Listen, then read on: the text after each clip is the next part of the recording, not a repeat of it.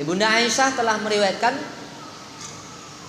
apabila Rasulullah ingin iktikaf, maka Nabi akan mengerjakan sholat subuh, lalu Nabi akan masuk ke tempat yang biasa digunakan untuk iktikaf. Kalau Nabi ingin iktikaf di dalam masjid, maka Nabi setelah selesai sholat subuh terus langsung iktikaf di tempat itu yang biasa digunakan untuk iktikaf Nabi. Kemudian kata Ibunda Aisyah, ketika Nabi hendak iktikaf pada 10 terakhir di bulan Ramadan, beliau menyuruh seseorang untuk membuatkan tenda baginya. Dan Hafsah juga menyuruh demikian. Jadi Hafsah dan Nabi dibuatkan tenda di dalam masjid. Ketika Zainab melihat tenda Hafsah, dia pun minta agar dibuatkan tenda. Lalu orang-orang pun membuatkan tenda untuk Zainab. Ketika Rasulullah melihat hal tersebut, maka Nabi SAW pun bersabda, apakah kalian menghendaki kebaikan? Lalu Rasulullah SAW tidak jadi pada waktu itu iktikaf di bulan Ramadan, tapi Nabi iktikaf pada 10 hari di bulan Syawal. Hadis ini memperbolehkan seseorang itu membuat tenda di masjid, namun tidak boleh secara keseluruhan. Sebab ketika 2 tenda dibuat oleh sahabat, Nabi belum komentar. Ketika tenda itu sudah banyak, 3 sudah mengganggu, maka tenda itu pun, maka Nabi pun membatalkan iktikafnya pada 10 akhir dari bulan Ramadan. Jadi tenda itu dibongkar balik. Jadi kalau tenda yang dibuat di dalam masjid itu mengganggu jamaah, seharusnya di situ bisa digunakan iktikaf lebih daripada 3 orang atau 4 orang. Karena dibuat tenda, hanya 1 orang saja yang bisa iktikaf di situ. Yang seperti ini tidak disenangi. Jadi boleh kita membuat tenda, memasang tenda di masjid, di dalam masjid. Kemah bahasa. Buat kemah di dalam masjid itu diperbolehkan. Di kotak, satu tempat kita saja di situ, boleh. Yang jadi permasalahan adalah tidak mengganggu jamaah. Tidak mengganggu jamaah. Kalau mengganggu jamaah tak boleh. Jadi yang diperbolehkan ini. Membuat kelambu untuk iktikaf di dalam masjid. Ini pernah dibuat oleh Nabi SAW. Kemudian boleh juga an Aisyah radhiyallahu anha qalat usiba Sa'dun yaumal Khandaq ramahu rajulun min Quraisy ramyatan fil akhali fadaraba alaihi Rasulullah khaymatan fil masjidi liya'udahu min qarib. Ibunda Aisyah telah meriwayatkan bahwa pada perang Khandaq, saat terkena panah yang oleh orang kafir Quraisy itu, panah itu dibidikkan, ditujukan ke bagian tengah mata yang berwarna hitam. Dibidikkan ke arah situ oleh orang-orang kafir Quraisy pada saat. Maka terkena biji matanya yang berwarna hitam. Maka Rasulullah SAW pun membuatkan tenda untuk Sa'ad di dekat masjid. Ini boleh. Di dalam masjid buat tenda untuk orang sakit. Ini bukan untuk orang iktikaf saja, untuk orang sakit pun boleh dibuatkan tenda. Maksudnya agar kita mudah merawatnya, agar kita mudah mengurusnya. Nabi di sini berkehendak agar dia mudah menjenguknya. Jadi buat tenda untuk iktikaf, untuk orang sakit, ini diperbolehkan dibuat di dalam masjid. Kemudian perkara yang diperbolehkan lagi di dalam masjid itu diantaranya adalah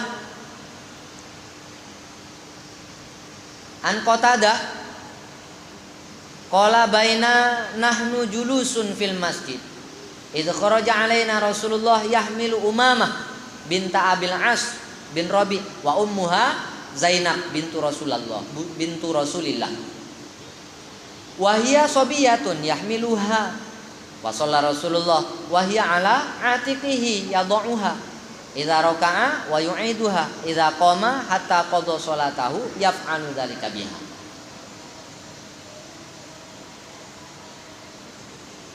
Ketika kami sedang duduk-duduk di masjid, kata Abu Qatadah, ketika kami duduk-duduk di masjid, maka tiba-tiba Nabi datang menemui kami dengan membawa Umamah bin Abil As, anak dari Zainab binti Rasulullah sallallahu alaihi wasallam. Jadi cucu Nabi. Nabi membawa cucunya ke masjid. Pada waktu itu Umamah cucu Nabi ini masih kecil. Lalu Nabi sallallahu alaihi wasallam sholat dan Umamah masih dalam gendongan Nabi. Nabi meletakkan Umamah, meletakkan cucunya ini ketika beliau ruku dan menggendongnya kembali ketika berdiri sampai Nabi selesai mengerjakan sholatnya dengan melakukan hal yang seperti itu. Setiap kali nak ruku diletakkan, kalau nak i'tidal diambil lagi, gendong lagi, kalau sujud ada. Jadi ini diperbolehkan membawa anak-anak di dalam masjid. Kalau anak di masjid itu lagi-lagi, bapaknya gendong anak itu, biar anak itu tak lagi-lagi.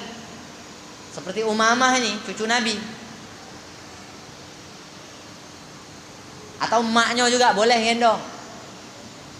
Kalau anak itu nangis, jangan pula dibiyo aja anak itu nangis.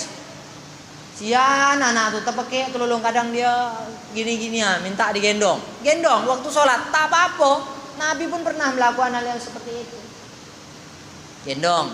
Nanti waktu nak ruku letakkan, waktu nak i'tidal gendong balik. Jadi diperbolehkan memang membawa anak dalam masjid. Nabi pernah melakukan hal yang seperti itu.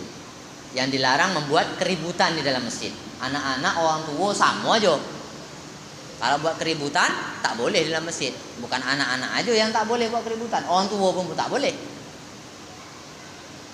Jadi membawa anak diperbolehkan. Jangan pula dilarang budak-budak datang ke masjid, tak dilarang.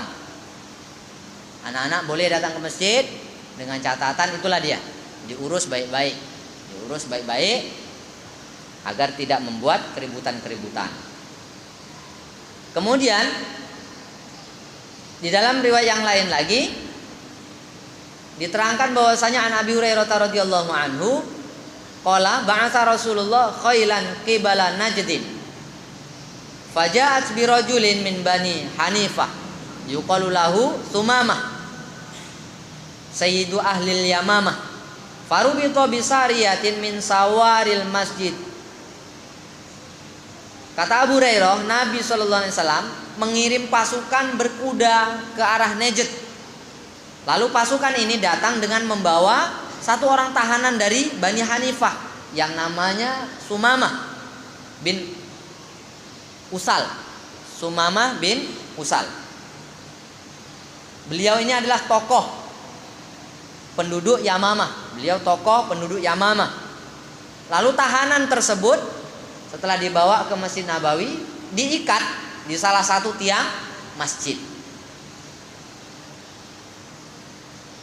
Tahanan sekalipun dia masih kafir ataupun pencuri, on the game, tahanan lah pokoknya, boleh dibawa ke masjid, ikat dekat tiang masjid, boleh. Digari. Di masjid boleh, bukan tak boleh meletakkan tahanan di masjid. Jangan pula menggasuh aku tahanan tak boleh datang ke masjid. Boleh. Baru status tahanan boleh datang ke masjid. Sama ada dia punya kasus apa, tidak pandang. Apakah dia orang Islam atau orang kafir, tahanan boleh masuk masjid. Dan Umamah dan Sumamah ini kafir.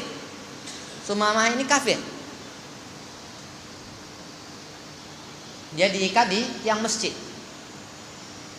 Jadi orang kafir bukan tak boleh masuk masjid, boleh masuk masjid.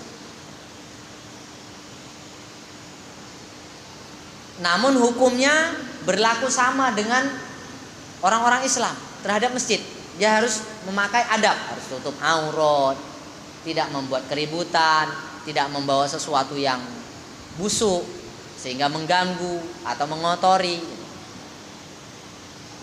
Jadi boleh memang orang kafir datang ke masjid, jangan pula nanti itu kan kafe, pula disuruh masuk masjid. Boleh orang kafir masuk masjid.